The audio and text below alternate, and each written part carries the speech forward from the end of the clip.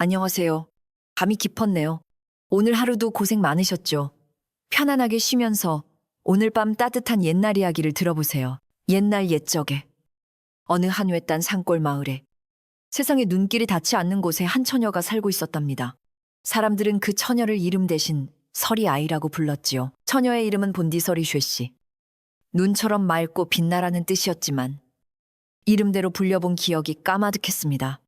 서리의 얼굴 왼쪽, 이마부터 뺨을 거쳐 턱 끝까지 마치 이른 새벽녘에 찬서리가 내려앉은 듯한 커다란 푸른 반점, 푸른 반딤 이 자리하고 있었기 때문입니다. 마을 사람들은 그 반점을 불길한 징조라 수군댔습니다.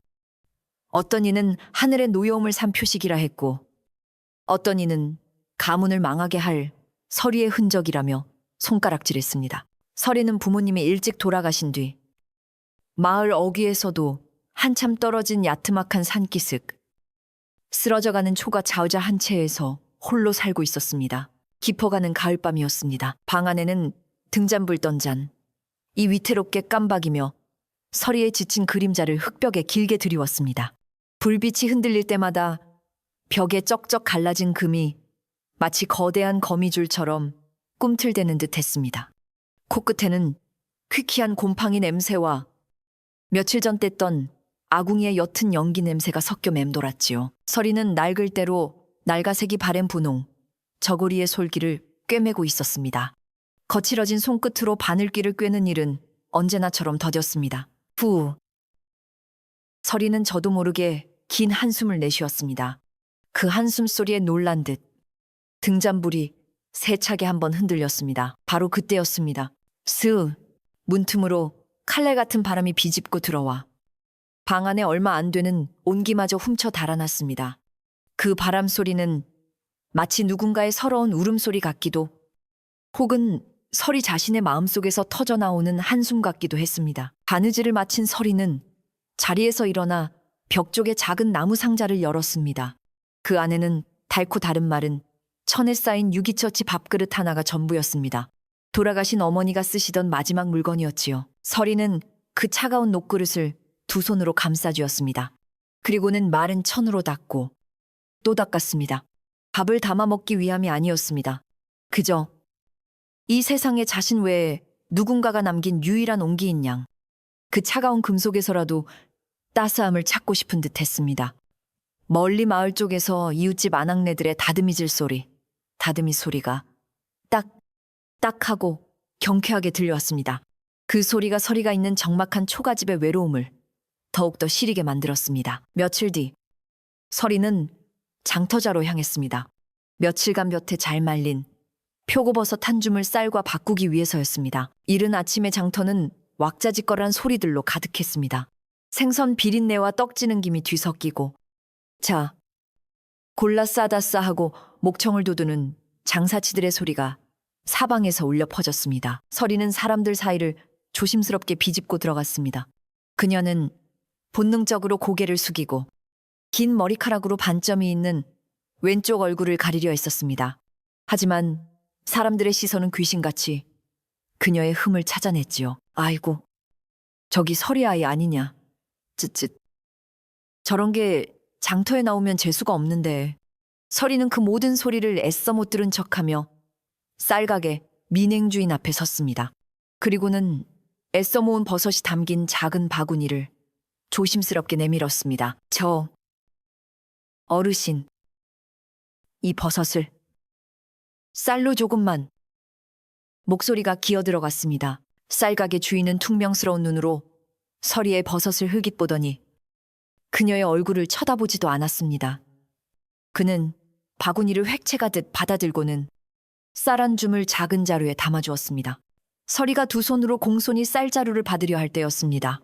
짤랑툭. 주인은 엽전 합진 몇 푼을 서리의 손에 쥐어주는 대신 귀찮다는 듯이 흙바닥에 휙 던져버렸습니다. 에잇, 아침부터 재수 없는 것을 봤네. 주인이 내뱉은 말은 엽전보다 더 차갑게 서리의 가슴에 떨어졌습니다. 주변의 소음이 순간 멎는 듯했습니다. 모든 시선이 흙바닥에 엎드려 엽전을 줍는 서리에게 향했습니다. 몇몇 아낙네는 부정탄다며 자기 아이들의 눈을 가리고 황급히 자리를 피했습니다. 서리의 어깨가 눈에 띄게 움츠러들었습니다. 왼쪽 뺨의 푸른 반점이 마치 불에 댄 것처럼 화끈거리고 아파왔습니다. 그녀는 먼지 투성이가 된 엽전 몇 푼을 떨리는 손으로 하나하나 주워 담았습니다. 그리고는 그 작은 쌀자루를 품에 꼭 안고 마치 도망치듯 장터를 빠져나왔습니다. 아무도 그녀의 눈물을 보지 못했습니다. 서리는 마을로 돌아오는 길 내내 쌀자루보다 더 무거운 모멸감에 짓눌려 고개를 들지 못했습니다. 그녀가 기댈 곳은 이 세상 어디에도 없는 듯했습니다. 그해 겨울은 유난히 혹독했습니다. 북쪽에서 불어오는 바람은 산짐승의 울부짖음처럼 산천을 울렸고 며칠 밤낮으로 쏟아부은 눈쉑은 세상의 모든 길과 지붕을 하얗게 덮어버렸습니다.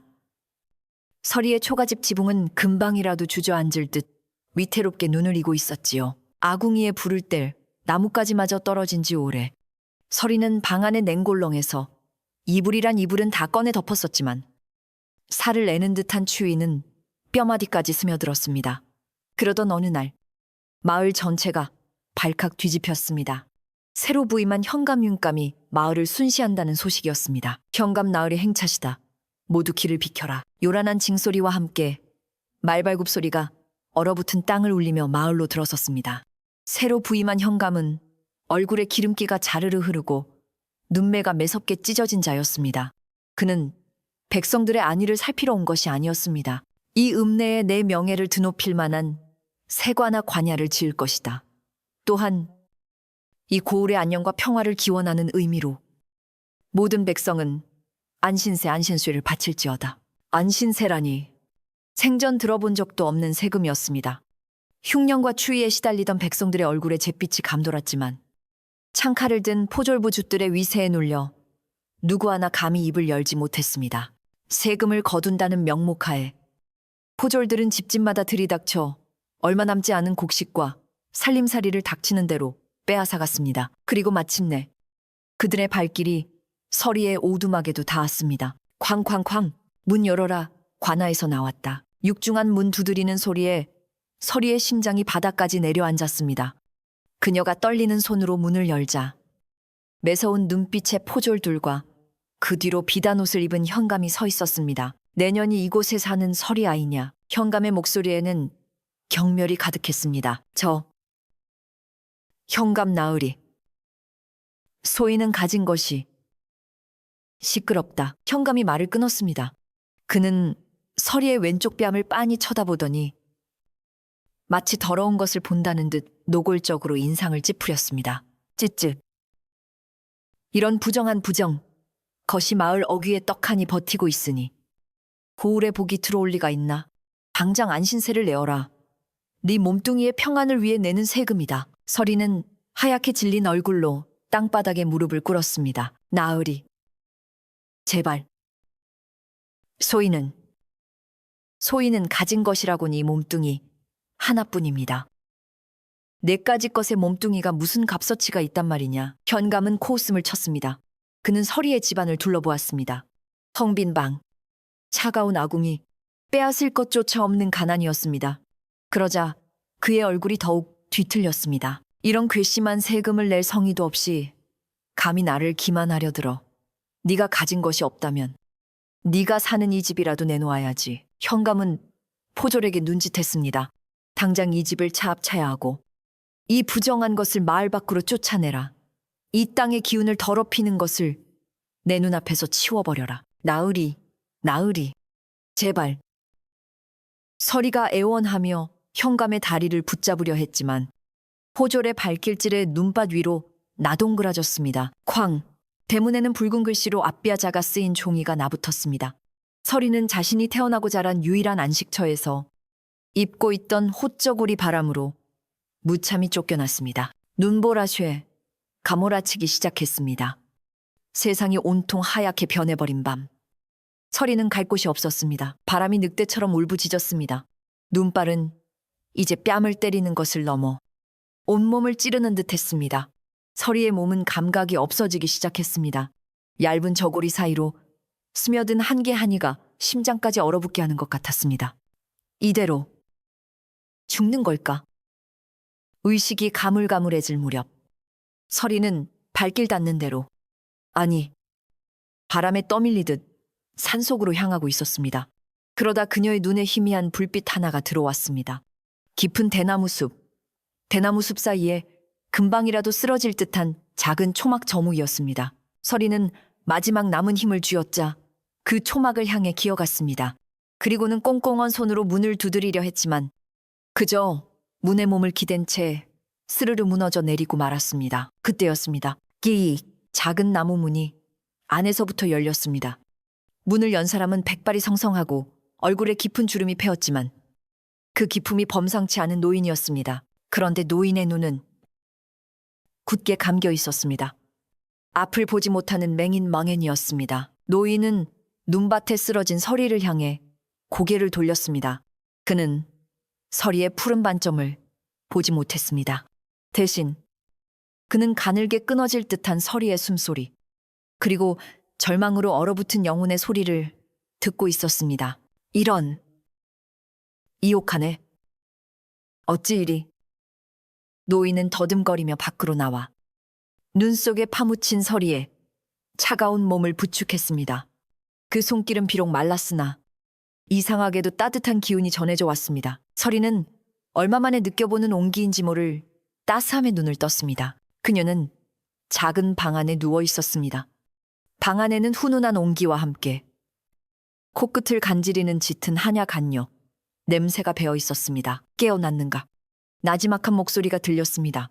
서리가 고개를 돌리자 그 노인이 약사발을 들고 앉아 있었습니다. 여기는 눈밭에 쓰러져 있기에 데려왔네. 일단 이 약부터 마시게. 몸을 녹여야지. 서리는 뜨거운 약사발을 받아들었습니다. 그리고는 문득 자신의 얼굴을 가렸습니다. 이 노인이 자신의 흉한 반점을 보게 될까봐 두려웠던 것입니다. 그때 노인이 빙그레 웃으며 말했습니다. 허허, 내 걱정은 말게. 나는 아무것도 볼 수 없는 장님이라네. 노인은 스스로를 민대감, 윈다감이라 소개했습니다. 한때 한양에서 높은 벼슬을 했으나 강직한 성품 탓에 모함을 받아 두 눈을 잃고 이곳으로 유배온 선비였습니다. 서리는 처음으로 자신의 처지를, 자신의 얼굴을 가리지 않고 이야기했습니다. 민대감은 그저 묵묵히 들어주었습니다. 서리의 이야기가 끝나자 민대감은 따뜻한 흰죽 한 그릇을 그녀에게 내밀며 말했습니다. 나는 눈은 멀었으나 그대의 숨결 속 선함은 들을 수 있소. 그대의 마음이 얼마나 시린지도 알 수 있지. 이곳은 비록 누추하나 눈보라를 피할 수는 있을 것이니 괜찮다면 기운을 차릴 때까지 머무르시게. 그날부터 서리는 민대감의 초막에 머물게 되었습니다. 두 사람의 삶은 더없이 간소했습니다. 서리는 앞을 못 보는 민대감을 대신해 밥을 짓고 땔감을 주워왔습니다. 구수한 된장찌개, 냄새가 좁은 초막을 채우는 날이 늘어났습니다. 민대감은 비록 앞은 못 보았으나 세상의 모든 이치를 꿰뚫고 있는 듯 했습니다. 그는 서리에게 글을 가르쳤습니다. 글은 마음의 눈을 뜨게 하는 것이라네. 서리는 난생 처음으로 책을 읽었습니다. 두 사람은 많은 대화를 나누지 않았습니다. 하지만 그들의 침묵은 마을 장터의 그 어떤 소란스러움보다 따뜻했고 서로의 존재만으로도 큰 위안이 되었습니다. 그렇게 가장 혹독한 절망 속에서 만난 두 외로운 영혼은 서로의 빛이 되어 혹독한 겨울을 함께 견뎌내기 시작했습니다. 혹독했던 겨울이 물러가고 대나무 숲 사이로 겨우내 얼었던 계곡물이 맑은 소리를 내며 흐르기 시작했습니다. 얼어붙은 땅을 뚫고 파릇한 새싹이 고개를 내밀고 숲 전체가 짙은 흙내음으로 가득 찼습니다. 봄이 온 것입니다. 하지만 초막 안의 공기는 아직 겨울의 그늘에서 벗어나지 못했습니다. 그해 겨울의 혹독한 추위가 민대감의 병든 몸을 그냥 두지 않았기 때문입니다. 콜록, 굴럭, 밤낮을 가리지 않고 민대감은 가슴 깊은 곳에서부터 터져나오는 마른 기침겐 을 그치지 못했습니다. 그 기침 소리는 낡은 초막의 지붕을 울릴 듯 애처로웠고 서리의 마음을 칼로 베는 듯 아프게 했습니다. 서리는 지극정성으로 약초를 다리고 차가운 물수건을 이마에 올려드렸지만 한번 쇠약해진 노인의 기력은 좀처럼 돌아오지 않았습니다. 내가 무얼 할 수 있을까? 서리는 무력감에 휩싸였습니다. 자신에게 따뜻한 쉼터를 내어주고 마음의 눈을 뜨게 해준 은연히 저토록 고통스러워하는데 자신은 그저 지켜볼 수밖에 없다는 사실이 견딜 수 없이 괴로웠습니다. 어느 날 서리는 낡은 옷가지를 정리하다가 어머니가 남겨주신 작은 반지꼬리암을 발견했습니다. 그 안에는 색이 바랜 몇 가닥의 무명실과 쓰다 남은 낡은 비단 조각이 들어있었습니다. 그것을 보는 순간 서리의 마음에 작은 불씨 하나가 켜졌습니다. 그래, 약을 지을 수는 없지만 따뜻한 무엇인가를 만들어 드릴 수는 있지 않을까. 그녀는 민대감이 늘 시린 손을 비비며 봄이 그립다고 혼잣말 하시던 것을 기억해냈습니다. 서리는 낡은 비단 조각을 조심스럽게 펼쳤습니다. 그리고는 반지꼬리암에서 가장 붉은 빛이 도는 실을 골라 바늘에 꿰었습니다. 그녀는 무엇을 해야 할지 정확히 알고 있었습니다. 눈을 감자. 혹독한 추위 속에서도 가장 먼저 꽃망울을 터뜨리는 늠름한 매화 가지가 떠올랐습니다. 서리는 숨을 죽였습니다. 나무를 줍고 물을 길어 거칠어진 손가락이었지만 바늘을 쥔 손끝은 이 상아리만치 섬세하고 부드러웠습니다. 그녀는 술을 놓기 시작했습니다. 한 땀, 한 땀.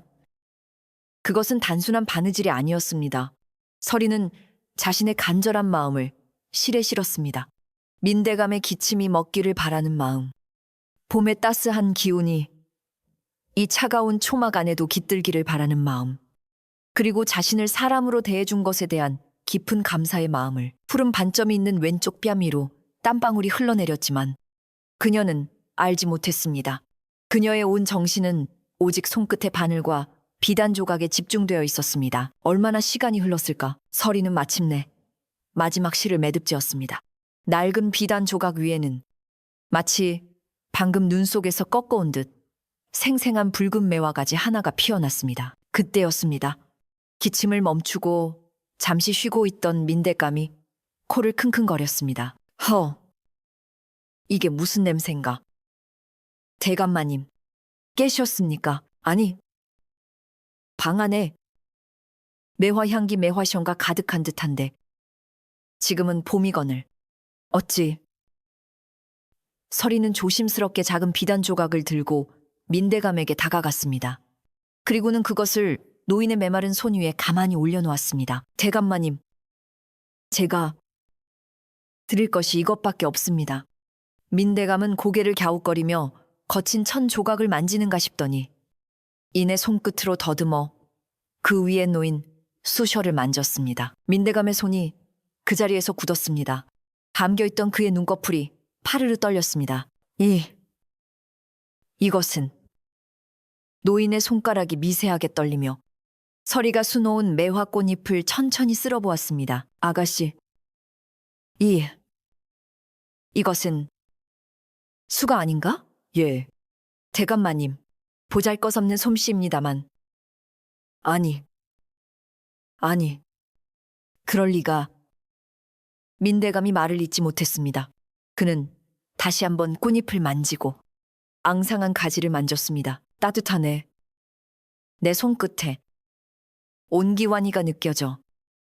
민대감은 믿을 수 없다는 듯 중얼거렸습니다. 이것은 매화로다. 틀림없는 매화야. 내 비록 눈은 멀었으나 이 손끝으로, 이 코끝으로 생생한 매화의 기운 해운과 향성이 느껴지네.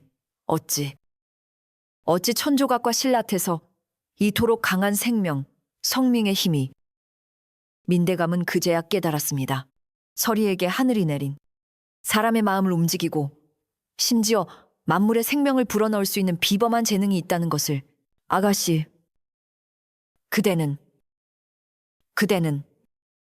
보석을 진역구려 세상의 그 어떤 차가운 시선으로도 가릴 수 없는 빛나는 재능을. 민대감은 서리의 두 손을 꼭 잡았습니다. 그의 눈에서는 두 줄기 뜨거운 눈물이 흘러내리고 있었습니다. 서리는 생전 처음으로 누군가에게 인정받는다는 것이, 자신의 존재가 가치 있다는 것이 무엇인지 깨달았습니다. 그 무렵 마을에는 중림 주림 속의 눈먼 선비가 요사스러운 계집과 함께 산다더라는 흉흉한 소문이 돌기 시작했습니다. 그 소문은 당연하게도 현감의 귀에까지 흘러 들어갔습니다. 뭐 아직도 그 흉측한 것이 마을 근처에 머물러 있단 말이냐. 자신의 명령이 지켜지지 않았다는 것에 심기가 뒤틀린 현감은 본때를 보여주겠다며 포졸 몇을 이끌고 대낮에 민 대감의 초막으로 쳐들어왔습니다. 쾅! 네, 이놈들 당장 문을 열지 못할까. 문이 거칠게 열리고 탐욕스러운 현감이 흑발로 초막 안으로 들어섰습니다. 감히 관아의 명을 어기고 이런 흉물쇼물을 숨겨주다니 늙은이가 노망이 들었구나. 현감이 민대감을 향해 소리치던 바로 그때 그의 매서운 눈이 방 안쪽에 놓인 작은 매화자수에 꽂혔습니다. 호흡! 현감의 눈이 탐욕으로 번들거렸습니다. 그는 한눈에 그 자수가 범상치 않은 물건임을 알아보았습니다. 이런 누추한 곳에 이토록 고운 것이 다 있다니. 이것은 필시관아에서 관리해야 할 귀물꾀우디로다. 당장 이리 내놓거라. 현감이 손을 뻗어 자수를 낚아채려 했습니다. 바로 그 순간이었습니다. 안 됩니다. 작지만 얼음처럼 차갑고 단호한 목소리가 현감의 손을 막아세웠습니다. 현감이 고개를 돌리자 그곳에는 서리가 서 있었습니다. 서리는 더 이상 고개를 숙이지 않았습니다. 그녀는 어깨를 펴고 꼿꼿이 고개를 든 채 현감을 정면으로 마주보고 있었습니다. 따스한 봄 햇살이 문틈으로 쏟아져 들어와 그녀의 왼쪽 뺨, 그 푸른 반점을 선명하게 비추었습니다. 하지만 현감은 순간 움찔했습니다. 늘 겁에 질려 떨던 그 계집의 눈이 아니었습니다. 그 눈은 깊은 겨울 호수처럼 맑고 또 그 무엇에도 흔들리지 않는 굳건한 기세희세를 담고 있었습니다. 현감은 당황스러움을 감추려 더욱 큰 소리를 쳤습니다. 네. 내년이 감히 흉측한 반점이나 달고 다니는 주제에 누굴 넘봐. 서리는 한 걸음 더 앞으로 나섰습니다. 나으리. 서리의 목소리는 떨리지 않았습니다. 나으리께서 힘으로 빼앗아 가실 수 있는 것은 그저 낡은 비단 조각과 몇 가닥 신라뿐입니다. 그녀는 현감의 눈을 똑바로 바라보며 말했습니다. 허나 그 안에 담긴 봄추는 이 추위를 이겨낸 매화의 숨결은 나으리께서 결코 빼앗아 가실 수 없을 것입니다. 현감은 순간 말문이 막혔습니다. 한낱 계집. 그것도 모두가 손가락질하는 서리 아이의 입에서 저런 말이 나오리라고는 상상도 못했기 때문입니다. 그는 서리의 강직한 눈빛에 순간적으로 압도당했습니다. 이것이. 현감은 분노로 얼굴이 불그락푸르락해졌지만 차마 그 봄의 숨결이라는 말을 반박할 수가 없었습니다. 그는 애꿎은 문고리만 한번 발로 걷어차고는 포졸들을 향해 고함쳤습니다. 시끄럽다 두고 보자. 내가 내년에 그 오만방자한 콧대를 언젠가 반드시 꺾어 놓을 것이다. 가자. 현감은 마치 도망치듯 욕설을 내뱉으며 황급히 초막을 빠져나갔습니다. 서리는 현감의 뒷모습을 보며 처음으로 가슴이 뜨거워지는 것을 느꼈습니다. 두려움이 아니었습니다. 그것은 스스로 일어선 자만이 느낄 수 있는 긍지였습니다. 그 일이 있은 후 민대감은 서리에게 말했습니다. 아가씨, 그대의 재능은 하늘이 내린 선물 사문이네. 그것은 어둠을 밝히고 시든 마음에 생명을 불어넣는 힘이 있어. 더 이상 그것을 감추지 말게. 민대감의 격려에 용기를 얻은 서리는 다시 바늘을 잡았습니다. 그녀는 더 이상 매화만을 수놓지 않았습니다. 그녀는 민대감이 들려주는 세상 이야기를 수놓기 시작했습니다. 개울가에서 천진난만하게 뛰노는 아이들의 모습. 풍년을 기원하며 춤을 추는 농부들의 땀방울. 황금빛으로 너울대는 너른 들판과 그 위를 유유히 흐르는 맑은 시냇물. 서리의 손끝에서 되살아난 풍경들은 하나같이 살아숨 쉬는 듯했습니다. 그녀의 자수에는 기쁨과 슬픔, 그리고 삶의 애환이 고스란히 담겨 있었습니다. 그러던 어느 날 한양 한영에서 비단을 팔러 전국을 떠돌던 한 상인 션인 이 길을 잃고 이 대나무 숲까지 오게 되었습니다. 그는 비를 피하려 민대감의 초막에 잠시 머물게 되었지요. 상인은 방 안에 걸린 서리의 자수들을 보고는 그 자리에 넋을 잃고 말았습니다. 이럴 수가. 평생 온갖 귀한 물건은 다 만져본 상인이었지만 이토록 생생하게 살아 움직이는 듯한 자수는 처음 보았습니다. 이것은 단순한 자수가 아닙니다. 이 안에는 혼혼이 담겨 있습니다. 영혼이. 상인은 민대감과 서리에게 엎드려 절을 하며 애원했습니다. 부디 이 자수들을 제가 한양에 가져갈 수 있도록 허락해 주십시오. 이토록 위대한 작품이 이런 깊은 산골에 묻혀 있어서는 안 됩니다. 서리는 망설였지만 민대감은 고개를 끄덕였습니다. 그렇게 서리의 자수 몇 점이 상인의 손에 들려 한양으로 가게 되었습니다. 얼마 지나지 않아 한양의 저작거리는 발칵 뒤집혔습니다. 이름 모를 장인장엔 이 수놓은 살아있는 자수에 대한 소문이었습니다. 사람들은 그림보다 더 생생하고 만지면 온기가 느껴지며 심지어 꽃에서는 향기가 나는 듯한 그 신비로운 자수에 열광했습니다. 아무도 그 자수를 놓은 이가 한때 서리 아이라 불리며 손가락질 당하던 얼굴에 푸른 반점을 지닌 처녀라는 사실을 알지 못했습니다. 사람들은 그 미지의 장인을 존경의 마음을 담아 이렇게 불렀습니다. 중림 준인의 장인. 세상의 편견이 만들어낸 서리의 흔적은 그렇게 서리 자신의 손끝에서 피어난 봄의 기적으로 서서히 덮여가고 있었습니다. 중림의 장인. 소문은 바람을 타고 날개를 단 듯 순식간에 퍼져나갔습니다. 심지어 대궐 다비가 아내까지 그 이름이 알려질 정도였습니다. 사람들은 너도 나도 그 신비로운 자수를 한 번이라도 볼 수 있기를 갈망했습니다. 그리고 그 소문은 산골 마을의 현감에게는 전혀 다른 의미로 들렸습니다. 현감은 자신의 귀를 의심했습니다. 그 흉측한 계집의 바느질 솜씨가 지금 한양에서 제일 가는 보물 취급을 받고 있단 말이냐. 현감의 뱃속에서 시커먼 질투지토와 탐욕이 또아리를 틀기 시작했습니다. 그때 그 매화자수. 내가 그것을 빼앗았어야 했는데. 현감은 서리가 감히 자신에게 맞섰던 그날의 굴욕을 떠올렸습니다. 그는 자신의 소나기에서 빠져나간 부와 명예에 이가 갈렸습니다. 그래? 아직 늦지 않았어. 그 계집이 분명 더 대단한 것을 만들고 있을 게다. 이번에야말로 내 것으로 만들고 말겠다. 현감은 비밀리에 서리의 동태를 감시하게 했습니다. 그리고 얼마 지나지 않아 그가 원하던 정보가 들어왔습니다. 나으리. 그 계집이 밤낮으로 무언가를 만들고 있어옵니다. 듣자 하니 늙은 선비와 함께 근처 낡은 절수에 복납할 사군자, 병풍 아이고풍을 수놓고 있다 하옵니다. 사군자 병풍, 현감의 눈이 번뜩였습니다. 매화, 난초, 국화, 대나무, 그 네 가지를 하나의 병풍에 담는다면 그것은 분명 중림의 장인이 만든 최고의 걸작겠조일 터. 현감은 비열한 미소를 지었습니다. 됐다. 그것만 손에 넣으면 이까지 시골 현감 자리 따위는 버려도 그만이다. 한양의 정승정 정판서판슈도 내 발 아래 무릎 꿇게 되겠지. 현감은 마침내 결심했습니다. 아무도 모르게 그 걸작을 통째로 훔쳐내기로. 달빛조차 구름 뒤에 숨어버린 칠흑 같은 밤이었습니다. 서리는 민대감의 도움을 받아 마지막 바늘땀을 막 완성한 참이었습니다. 꼬박 1년이 걸린 대작.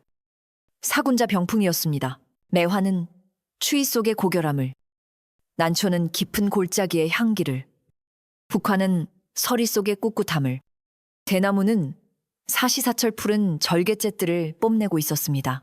그것은 단순한 병풍이 아니었습니다. 온갖 고난을 이겨낸 서리 자신의 삶이자 굳건한 마음으로 그녀를 지켜준 민대감의 정신, 그 자체였습니다. 드디어 끝이 났군요. 아가씨, 모두 대감마님께서. 두 사람이 감회에 젖어 병풍을 바라보던 바로 그때였습니다. 쾅! 초막의 문이 거칠게 부서져 열렸습니다. 검은 복면 훈면을 한 사내들과 그 뒤로 탐욕에 번들거리는 현감이 횃불을 들고 서 있었습니다. 찾았다. 현감은 방 안에 우뚝 서 있는 사군자 병풍을 보고 환호성을 질렀습니다. 네, 이놈 감히. 민대감이 지팡이를 휘두르며 앞을 막아섰습니다. 시끄러운 늙은이 같으니 현감은 민대감을 거칠게 밀쳤습니다. 쿵! 민대감은 중심을 잃고 그대로 바닥에 쓰러져 그의 손이 옆에 있던 등잔불 떡잔을 덮쳤습니다. 와르르! 등잔이 엎어지며 불길이 순식간에 방 안의 마른 집과 종이에 옮겨 붙었습니다. 아, 대감마님, 서리가 비명을 질렀지만 현감은 아랑곳하지 않았습니다. 그의 눈에는 오직 병풍만이 보였습니다. 이것만 가지면 현감은 불길이 번지는 것도 잊은 채 병풍을 움켜쥐려 했습니다. 하지만 불길은 생각보다 빨랐습니다. 불똥이 병풍에 대나무가 수놓인 마지막 폭에 튀었습니다. 아, 뜨거 이런. 현감은 다급해졌습니다. 그는 불붙은 마지막 폭을 포기하고 병풍의 나머지 세 폭 매화, 난초, 국화을 찢어내듯 뜯어냈습니다. 젠장 이것이라도. 현감은 병풍의 세 폭을 훔쳐들고 불타는 초막을 빠져나가려 했습니다. 서리는 쓰러진 민대감을 부축하려 했었고 방 안은 순식간에 검은 연기와 화염으로 가득 찼습니다. 훌럭, 훌럭. 현감이 연기를 해치고 훔친 병풍 조각을 든 채 밖으로 뛰쳐나왔을 때 그는 자신의 눈앞에 펼쳐진 광경을 믿을 수가 없었습니다. 초막 앞에는 수십 개의 횃불이 환하게 타오르고 있었습니다. 그리고 그 횃불 아래 서슬퍼런 눈빛의 군관들과 비단 도포를 입은 한 사내가 그를 내려다보고 있었습니다. 사내의 손에는 아맹 안헝이라는 글자가 새겨진 마패 마파이가 들려 있었습니다. 어사유시 나으리. 현감의 얼굴이 잿빛으로 변했습니다. 아맹어사 안형유씨였습니다. 중림의 장인의 소문을 듣고 그 재능을 확인하는 한편 이 고을 현감의 포악한 수탈시어디를 조사하라는 어명 위명을 받고 비밀리에 내려왔던 것입니다. 네, 이놈 백성의 고혈을 짜내고도 모자라 이제는 방화방호와 절도 셋도까지 저지르는 것이냐. 아맹어사의 불호령이 떨어졌습니다. 내 놈이 들고 있는 것이 무엇이냐. 현감은 손에 든 병풍 조각을 황급히 뒤로 감추려 했지만 이미 늦었습니다. 이것은 그저 그때 불타는 초막 안에서 서리가 연기에 그을린 민대감을 겨우 부축하고 기어나왔습니다. 저자가 대감마님을 해치고 불을 질렀습니다. 그리고 저것은 서리는 현감의 손에 들린 반쯤 타담한 병풍 조각을 보며 피를 토하듯 절규했습니다. 저것은 우리의 혼혼입니다. 모든 것이 명백해졌습니다. 아맹어사는 차갑게 명했습니다. 저자의 관복관풀을 벗기고 당장 포박하라. 내 놈의 탐욕이 불태운 저 병풍 조각이 바로 내 놈의 죄를 증명하는 증거쟁구이니라. 현감은 그 자리에서 모든 것을 잃었습니다. 재산은 몰수되어 백성들에게 돌아갔고 그는 가장 먼 외딴 섬으로 유배렵해 되어 평생 자신의 탐욕을 후회하며 고독하게 살다 죽었다고 합니다. 불길은 마을 사람들의 도움으로 겨우 잡혔습니다. 비록 초막은 모두 타버렸지만 서리와 민대감은 목숨을 건졌습니다. 이 모든 일을 알게 된 마을 사람들은 깊이 뉘우쳤습니다. 그들은 자신들이 썰이 아이라며 손가락질했던 처녀가 실은 고을을 구한 보석 같은 존재였음을 깨달았습니다. 사람들은 너나 할 것 없이 나무와 흙을 날랐습니다. 그리고는 불탄 초막자리보다 훨씬 더 양지 바르고 튼튼한 새 기와집과 한 채를 지어 올렸습니다. 서리 아씨, 그간 저희가 미련하여 아씨의 귀한 마음을 몰라 배웠습니다. 부디 저희의 무례를 용서하시고 이 집에서 민대감님과 오래오래 복을 누리십시오. 마을 사람들은 처음으로 서리의 이름을 부르며 진심으로 고개를 숙였습니다. 서리의 왼쪽 뺨, 그 푸른 반점은 여전히 그 자리에 있었습니다. 하지만 이제 그 누구도 그것을 서리의 흔적이라 부르지 않았습니다. 서리가 마을 사람들을 바라보며 환하게 웃자 사람들은 마치 그 푸른 반점이 겨울을 이겨낸 봄의 호수처럼 깊고 맑게 빛난다고 생각했습니다. 그로부터 몇 년의 세월이 흘렀습니다. 새로 지은 기와집의 너른 툇마루에는 이제 백발이 성성해진 민대감이 편안한 미소를 지으며 앉아 있었습니다. 따스한 봄볕 아래 그의 귀에는 아이들의 맑은 웃음소리가 가득 들려왔습니다. 자, 실은 이렇게 잡는 것이란다. 마음을 담아서 한 땀, 한 땀. 서리는 툇마루에 둘러앉은 마을 아이들에게 자신의 솜씨, 그 마음을 담는 법을 가르치고 있었습니다. 그녀의 손길을 따라 아이들의 작은 손에서 저마다의 작은 꽃들이 피어났습니다. 비록 현감의 탐욕으로 인해 사군자 병풍은 불타 사라졌지만 서리의 재능과 정신은 이제 그녀 혼자만의 것이 아니었습니다. 그것은 마을 아이들의 손끝을 통해 또 다른 생명으로, 또 다른 이야기로 끝없이 이어지고 있었습니다. 사람들은 말합니다. 진정으로 시간을 이기고 운명을 넘어서는 불멸부미지란 권력으로 쌓아올린 성정이나 재물자유에 있는 것이 아니라고. 그것은 이렇듯 한겨울의 눈보라 속에서도 끝내 피어나는 한 송이 매화처럼 자신의 가장 깊은 아픔을 가장 따뜻한 예술로 승화시키고 그것을 기꺼이 다음 세대와 나누는 그런 마음 속에 깃들어 있는 것이라고 말입니다. 그것이 바로 불멸의 왕이 진정으로 전하고자 했던 시간과 운명을 초월한 비밀이었답니다.